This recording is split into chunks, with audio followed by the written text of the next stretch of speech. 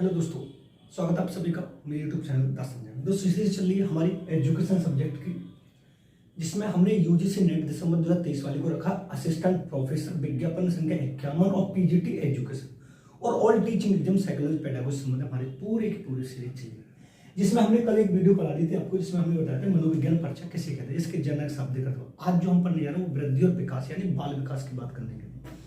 वृद्धि और विकास किसे कहते हैं इसके बारे में जानने से पहले हमें यह समझना है कि वृद्धि और विकास प्रारंभ कब से होते हैं, इनका क्षेत्र का ये कैसे चलते हैं, इसके बारे में हम पूरा डिस्कस करेंगे।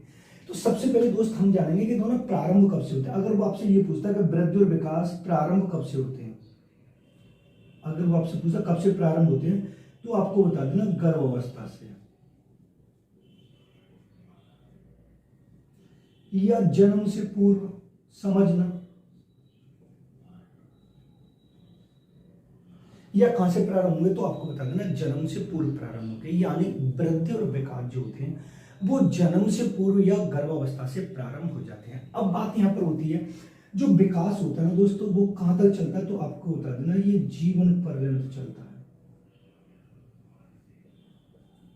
जीवन पर्यंत चलता है। अब वृद्धि की बात करेंगे तो दोस्तों ये किशोरावस्था तक चलती है। कहां तक चलती है? किशोरावस्था तक चलती है। क्लियर होता है? अब दोस्तों जो वृद्धि होती है ना, वो आंतरिक और बाह्य दोनों होती है, आंतरिक प्लस बाह्य। जो विकास होता है दोस्तों वो हमेशा कैसा होता है, आपको बता देना ये कैसा होता, आंतरिक होता है। देख नहीं सकते, क्लियर है? समझते चल, एक एक पॉइंट को हम क्लैरिफाई करेंगे। अब जो विकास होता है इसको हम मात्रात्मक और गुणात्मक दोनों लगाते हैं, जो कि पिछले यूजीसी नेट में पूछा गया है कि विकास कैसा होता है, तो आपको बता देना मात्रात्मक और गुणात्मक होता है। जबकि दोस्त वृद्धि जो होती है वो हमेशा कैसी होती है, मात्रात्मक होती है। कैसी होती है? मात्रात्मक होती है। और ये हमेशा ध्यान रखना संख्या प्रदान करती है, यानी संख्यात्मक होती है। कैसे होती है मैं अभी आपको बता दूंगा। इसमें 0 से 9 के बीच में जो संख्या आएगी वो हमारी वृद्धि होगी। जबकि जो विकास होता है दोस्तों वो हमेशा गुण और विशेषताओं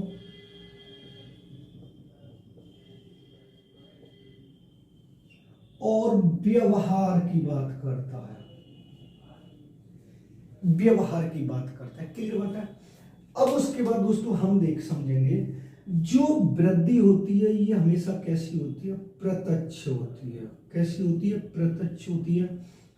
विकास जो होता है दोस्तों वो हमेशा कैसा होता है, तो आपको बता देना अप्रत्यक्ष होता है।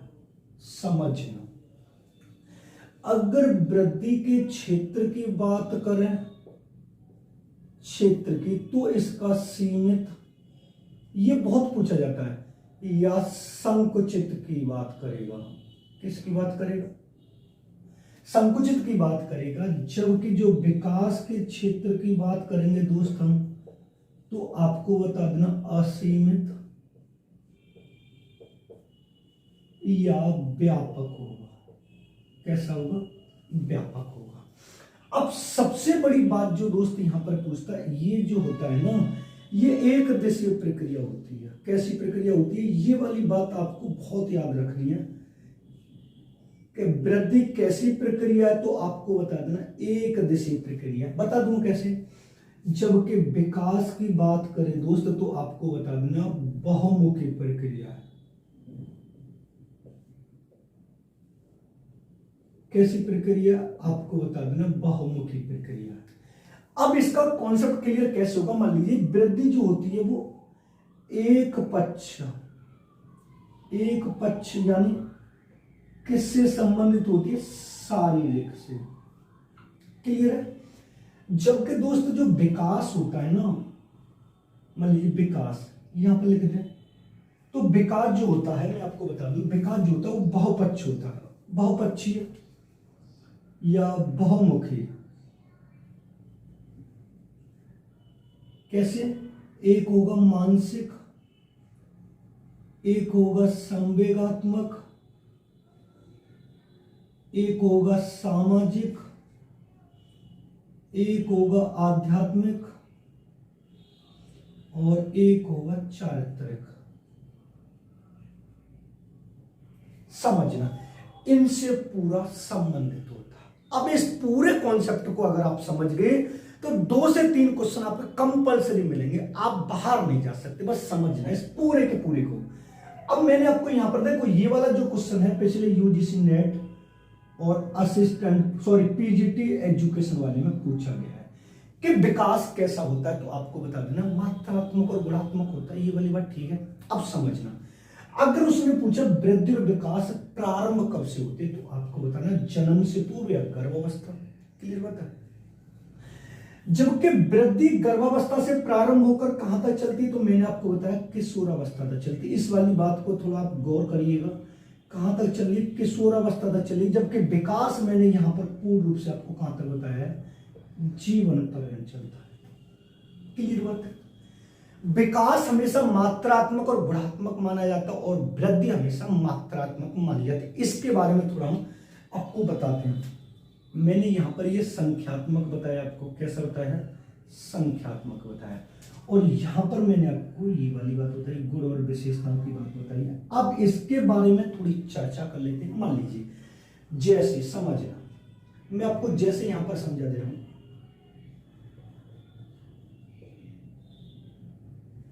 सोहन का वजन 10 किलोग्राम है, वह बहुत कमजोर है।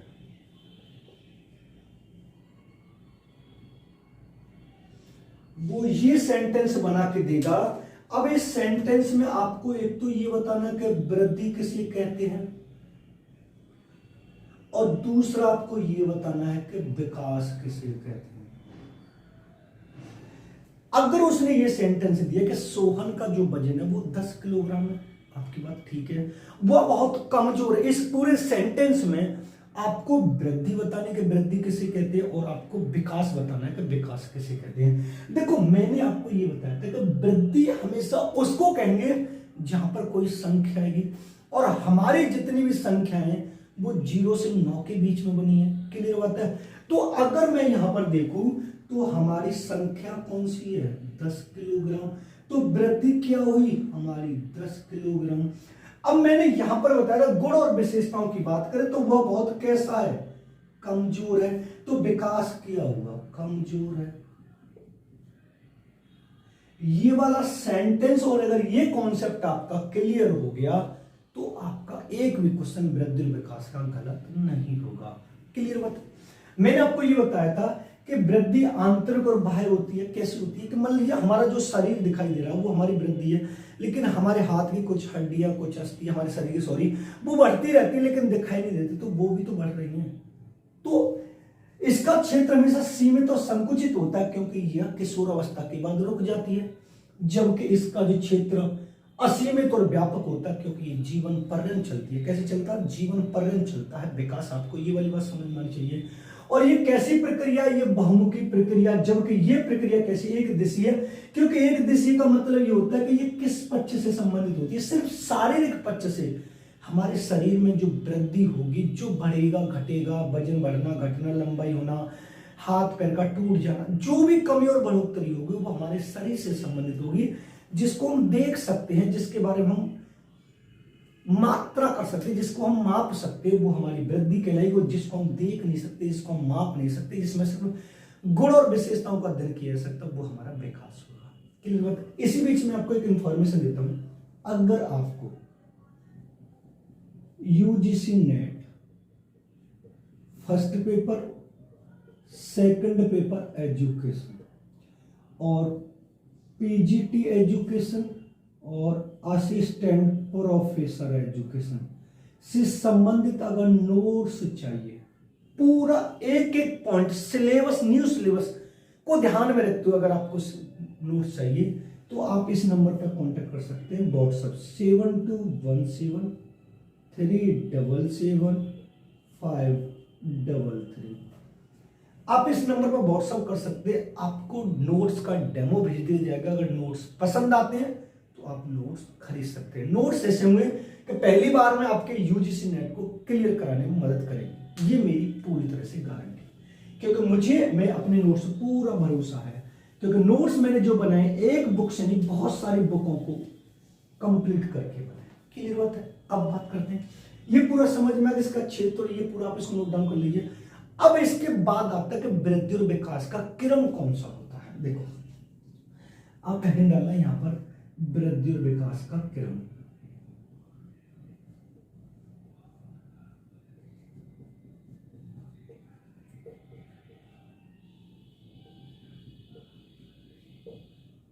ये थोड़ा ज्यादा इंपोर्टेंट है आपको समझना। वृद्धि और विकास के क्रम को दो भागों में बांटा गया। कितने भागों में बांटा गया? दो भागों में बांटा। कौन कौन से? देखो, एक होता है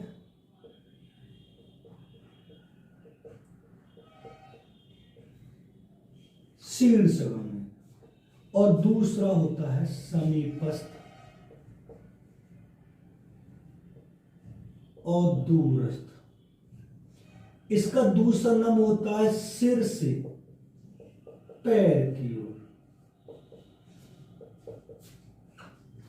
अगर वो आपसे पूछता है कि वृद्धि और विकास के क्रम को कितने भागों में बांटा गया, तो आपको बताना दो भागों में। शीर्षगामी यानी सिर से पैर की ओर, पहले हमारा सिर बनेगा, फिर धीरे धीरे करके पैर की तरफ हमारा पूरा शरीर बनेगा। उसके बाद दूसरा है समीपस्थ दूरस्थ। समीपस्थ दूरस्थ का मतलब पहले हमारी बॉडी बनेगी, बॉडी के फिर दूर के पार्ट बनेंगे, जैसे अकल दाढ़ का निकलना, सफेद बाल का आना, दूध के दांत टूट जाने के बाद पक्के दांत आना। तो पहले दूध के दांत निकलेंगे ना, अकल दाढ़ बाद में निकलेगी। अगर वो आपसे पूछता है कि वृद्धि और विकास का क्रम कितने भागों में बांटा गया, तो हम दो भागों में बांट सकते हैं। शीर्षगामी यानी सिर से पैर की ओर, और एक होता है समीपस्थ दूरस्थ यानी पहले हमारा पूरा शरीर। फिर अब इसके बाद में एक हटकर आता है अधोगामी, जिसको हम पढ़ सकते हैं अधोगामी। इसका अर्थ होता है केंद्र से बाहर की ओर। केंद्र से बाहर की ओर। अगर इसका शाब्दिक अर्थ पूछे अधोगामी का शाब्दिक अर्थ क्या है, तो आपको बताना केंद्र से यानी मध्य से बाहर की ओर होता है।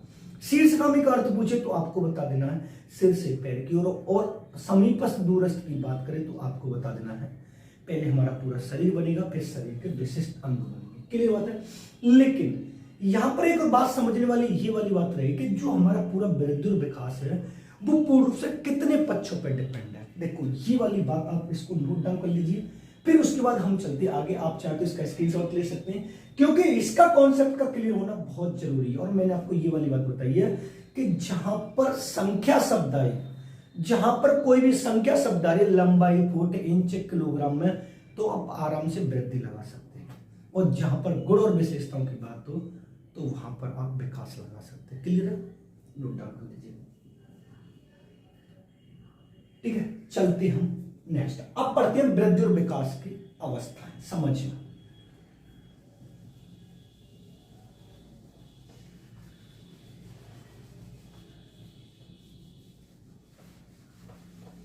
वृद्धि और विकास की अवस्था हेडिंग डालेंगे।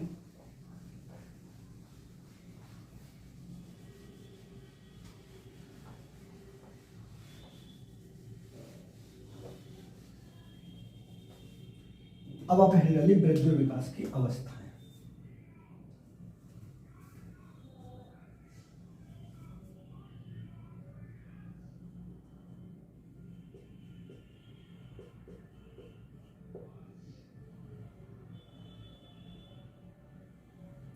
अगर वो आपसे पूछता है कि वृद्धि और विकास की अवस्था को कितने भागों में बांटा गया, तो आप बता देना दो भागों में बांटा गया। गलती मत करना।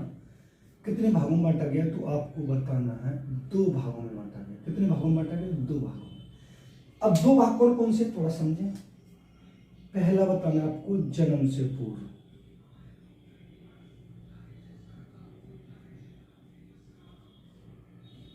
जिसको मैंने आपको बताया इसको बोलते हैं हम गर्भावस्था।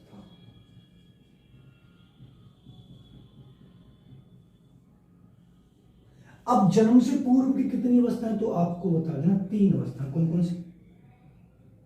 पहली बतानी है डिंबावस्था, दूसरी बतानी है पिंडावस्था, और तीसरी बतानी है भ्रूणावस्था।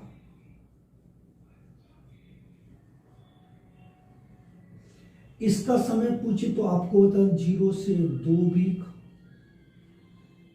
इसका समय पूछे 3 से 8 वीक, इसका समय पूछे तो 9 वीक से लेकर जन्म तक। समझना, गलती मत कर देना। अगर उसने पूछा है कि वृद्धि और विकास के अवस्था कितने भागों में बांटा गया, 2 भागों में बांटा गया। कौन कौन सा? जन्म से पूर्व और जन्म के बाद। अब दूसरी जो आती है हमारी, वो आती है जन्म के बाद।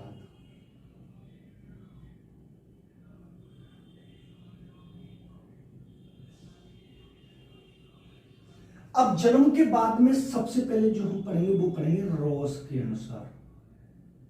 रॉस ने कितनी अवस्थाएं बताई हैं? तो 4 बताइए जन्म के बाद। कौन कौन सी बताइए? पहली बताइए शैशवावस्था, दूसरी बताइए बाल्यावस्था, तीसरी बताइए किशोरावस्था। सॉरी, थोड़ा रॉस के अनुसार पढ़ रहे हैं तो यहां पर थोड़ा दूसरा लग गया। दूसरी इन्होंने बताई है पूर्व बाल्यावस्था, तीसरी बताई है उत्तर बाल्यावस्था, और चौथी बताई है किशोरावस्था। अब इसके समय की बात करें तो इसका समय 0 से 2 वर्ष, इसके समय की बात करें 3 से 6 वर्ष, 6 से 12 वर्ष, और 12 से 18 वर्ष। रॉस के अनुसार अभी पढ़ेंगे, पूरा समझेंगे, एक एक कॉन्सेप्ट को क्लियर कर देंगे। अब दूसरे नंबर पर हम पढ़ेंगे, वो पढ़ेंगे शैक्षिक मनोविज्ञान की दृष्टि से।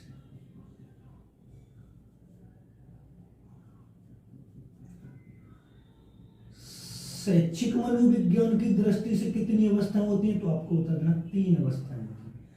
कितनी अवस्थाएं होती हैं? 3 अवस्थाएं होती हैं। कौन कौन सी होती है? देखो, पहली है हमारी शैशवावस्था, दूसरी है हमारी बाल्यावस्था, और तीसरी है हमारी किशोरावस्था। क्लियर बात है? अब शैशवावस्था का समय कितना माना गया? तो आपको बताना 0 से 5 वर्ष माना गया है, इसका समय 6 से 12 वर्ष माना गया है, इसका समय 12 से 18 और 13 से 19 वर्ष माना गया शैक्षिक मनोविज्ञान की दृष्टि से।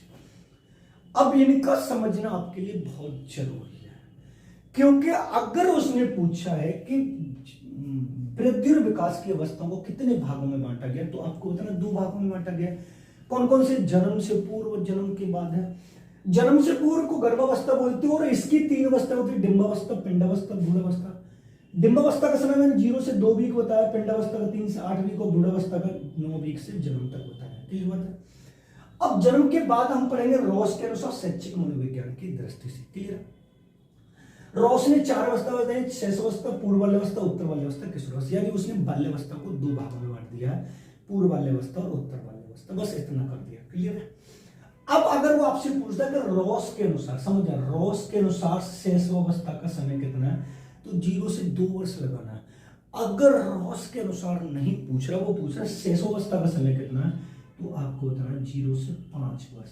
समझने वाली बात, कॉन्सेप्ट है, क्वेश्चन गलत मत कर देना। अगर रॉस के अनुसार पूछे शैशवावस्था का समय कितना है, तो मैंने आपको रॉस के अनुसार कितना समय बताया, तो आपको बता देना 0 से 2 वर्ष। अगर रॉस नहीं पूछता है तो फिर यहां पर मैंने कितना समय बताया, तो आपको बताना 0 से 5 वर्ष बताना। ये वाली बात आपको बहुत अच्छे तरीके से समझ में आनी चाहिए। अब बात यहां पर करते हैं कि मान लीजिए मैंने आपसे कहा कि शैशवावस्था के जनक कौन है, तो आपको बता देना वैलेंटाइन।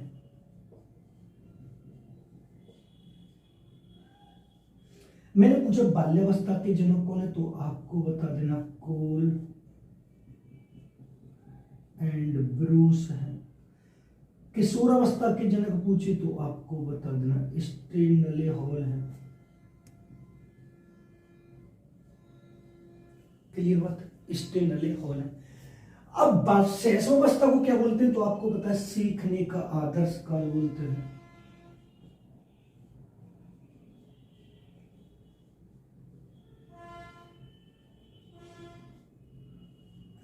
किशोरावस्था को सीखने का समस्यात्मक काल बोलते हैं। सीखने का समस्यात्मक काल बोलते हैं।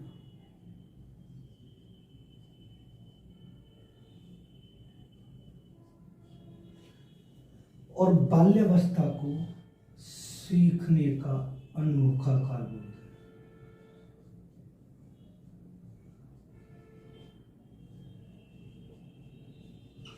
एक और नाम से जाना था बाल्यावस्था को मिथ्या परिपक्वता का काल।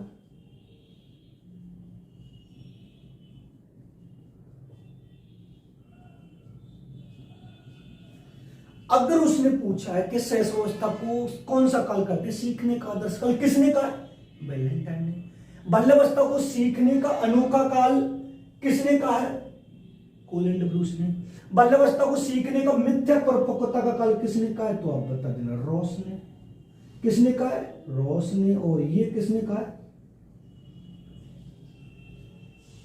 कोल एंड ब्रूस ने। ये किसने कहा है, आप बता देना वैलेंटाइन ने कहा है।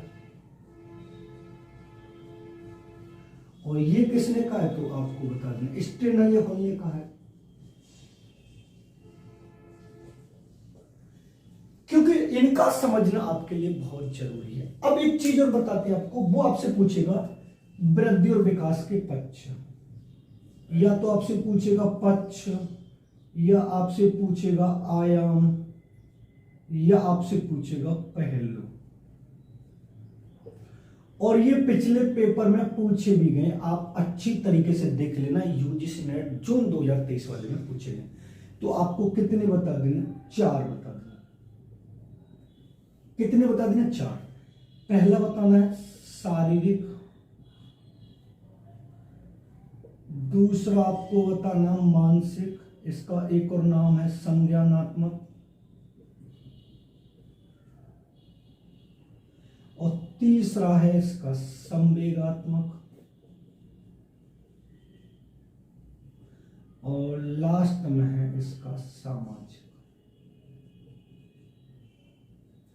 और ये चारों के चारों कैसे हैं, तो आपको बता देना ये क्रम से हैं।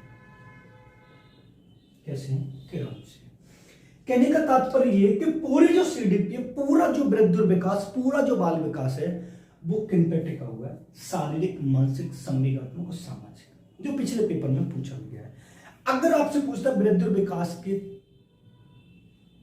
अवस्थाएं कितनी है, तो आपको बताएं 2, जन्म से पूर्व, जन्म के बाद। रॉस के अनुसार 4 बताइए, और शैक्षिक मनोविज्ञान की दृष्टि से 3 बताइए। वृद्धि विकास के पक्ष कितने बताए, तुम्हें 4 बताए। अगर आप इनको डिटेल में पढ़ना चाहते हैं, पूरा डिटेल में, तो आप इस नंबर पर कांटेक्ट कर सकते हैं। पूरा डिटेल में आपको नोट्स मिल जाएंगे। 7217737533। एक एक कॉन्सेप्ट आपको मिलेगा बिल्कुल नोट्स में। आप इस पर व्हाट्सएप कर सकते हैं। नोट्स पसंद आए तो आप ले सकते हैं। नोट्स ऐसा होगा जिसको आप पहली बार में नेट पास कर सको, पीजीटी और असिस्टेंट प्रोफेसर। ये वाली बात आपको बहुत अच्छी तरीके से, बस ईमानदारी से अगर आपने पढ़ाई की होगी, तो पहली बार में आपका दिसंबर वाला यूजीसी नेट पास कराने की गारंटी मिलेगी। आप इसको नोट डाउन कर लीजिए। मिलेंगे नेक्स्ट वीडियो में। अगर चैनल पर नए हो तो चैनल पर सब्सक्राइब कर लें, बेल आइकन ऑल को प्रेस कर लें, जिससे आने वाली वीडियो को नोटिफिकेशन आपको मिलते रहे।